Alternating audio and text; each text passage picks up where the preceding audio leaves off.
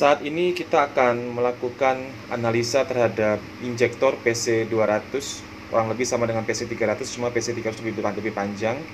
Part numbernya 0445120231. Ini di pasaran juga banyak yang jual, ada yang asli, ada yang KW. Yang KW juga banyak yang mirip-mirip, bahkan dusnya pun dibikin sama seperti Bosch asli. Jadi hati-hati ketika beli baru, bisa dapat barang yang KW tapi tetap pakai lambang Bosch juga. Itu yang berbahaya sekarang ini. Nah, kita akan mulai tutorial untuk pengerjaan ini. Jadi ini mesin untuk mengetes injektor common rail, atau bisa ngetes supply pump juga. Seperti ini PC200 punya supply pump CP3 punya Bosch. Ini sebagai supply pump, dia akan menghasilkan pressure buat mengerjakan injektor ini. PC200 ini nanti akan dibaca oleh software yang ada dalam mesin ini. Di sini ada untuk pembacaan return pressure, internal pressure, dissolved pressure, dan self primingnya juga. Nah, di sini kita akan lihat ya common rail injector. Kita cari tadi 231 ya, nanti akan muncul yang 120 ya. Kita continue. Nah, di sini tes datanya. Kita coba running ya.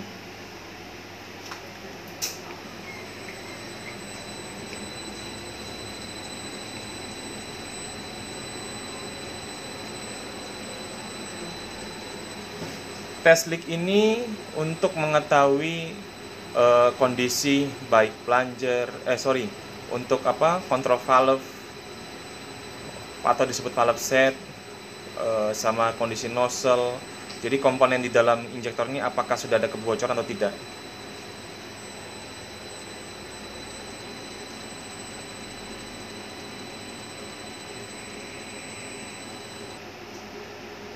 Seperti kita lihat, ini hasilnya bagus, qualified, yes. Ini hasilnya bagus 7,8. Artinya ketika injektor dikasih tekanan sekitar 1600 bar, dia tidak ada kebocoran.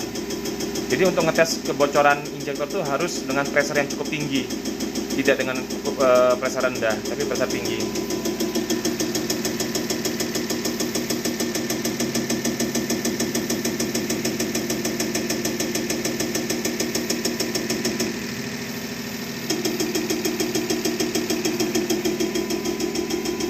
Untuk VL ini untuk membaca minyak maksimal yang dihasilkan. Kita bisa semua yang di sini yang disuplai, baik VL, EM ini buat emissionnya, LL idle, V ini pre-injection, VER ini pre-injection return, semua bisa disetting. Kecuali untuk back dengan return ya, untuk VL backnya ini tidak bisa disetting karena itu tergantung dari keausan daripada komponen itu sendiri. Kalau yang lainnya bisa disetting semua, asal dengan komponen yang baik.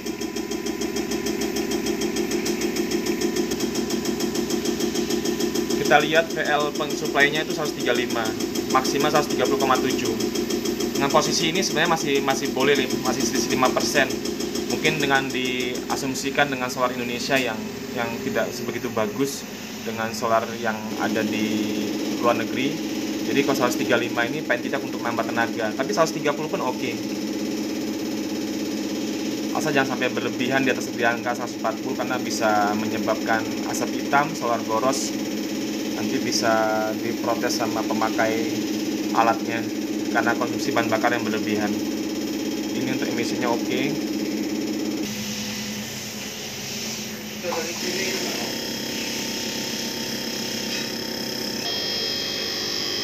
Untuk emission oke, idle kurang sedikit tapi oke lah. Dia maksudnya biasanya di angka sekitar 14-15, tapi 11,6 pun tidak akan bikin pincang. Pre-injeksinya oke.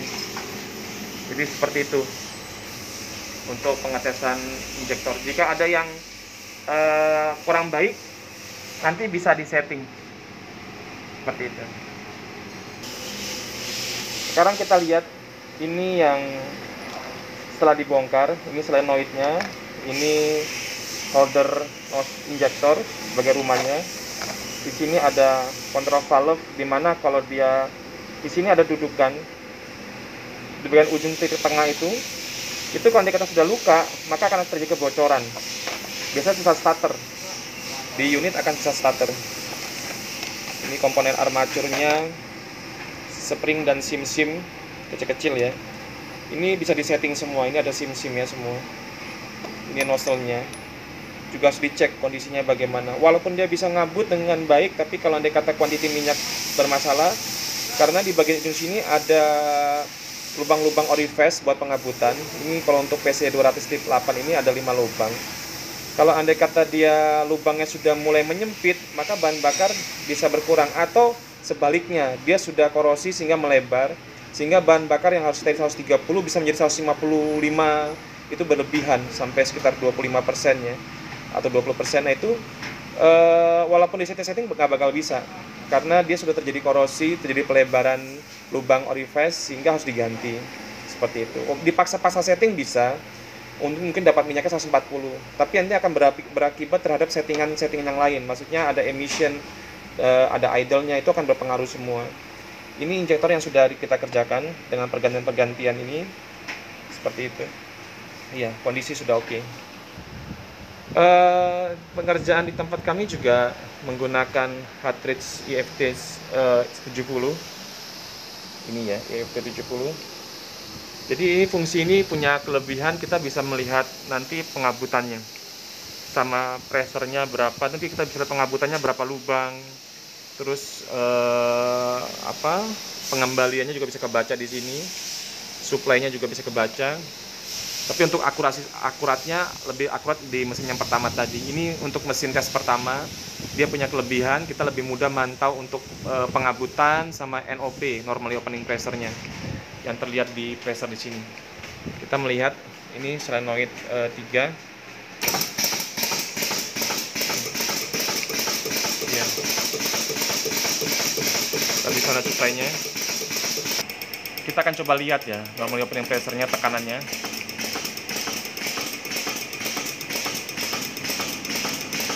Awal dia keluar, nah itu.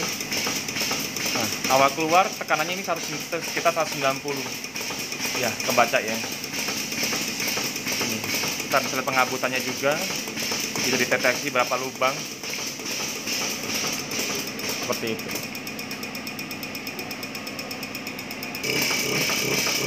Ya, kita bisa melihat pengabutannya dengan pressure 400 juga bisa. Ya, seperti itu untuk mesin IFT 70 ini. Kalau terjadi leaking, dia juga kebaca di sini. Nanti di tabung pengembalian ini berapa cc untuk pengembaliannya. Ini untuk tes mesin pertama. Jika dites di mesin pertama dia bagus, maka kita akan lanjut ke mesin kedua ini untuk lihat hasilnya. Seperti itu. Ini salah satu yang pekerjaan dari customer yang tidak kita bongkar. Waktu datang kita tes di mesin pertama yang IFT 70 tadi oke. Kita lanjut ke mesin kedua ini dan hasilnya memang bagus. Di sini akan terbaca secara digital ya, secara computerized. Jadi kita bisa tahu settingannya yang benar-benar, tidak hanya main kira-kira. Jadi tidak hanya lihat sekedar ngabut saja. Karena ngabut belum tentu jumlah kuantiti minyak yang disuplai ke mesin benar. Dia harus ngabut dan jumlah minyak yang disuplai harus benar, tidak berlebihan, tidak kurang. Karena kalau kurang low power, berlebihan juga akan overfuel, ya, maksudnya terjadi keborosan yang tidak diinginkan oleh pihak pemakai unit. Seperti itu. Jadi terima kasih. Demikian untuk tutorial PC200 injektor PC200 Komatsu strip 200 strip 8. Terima kasih.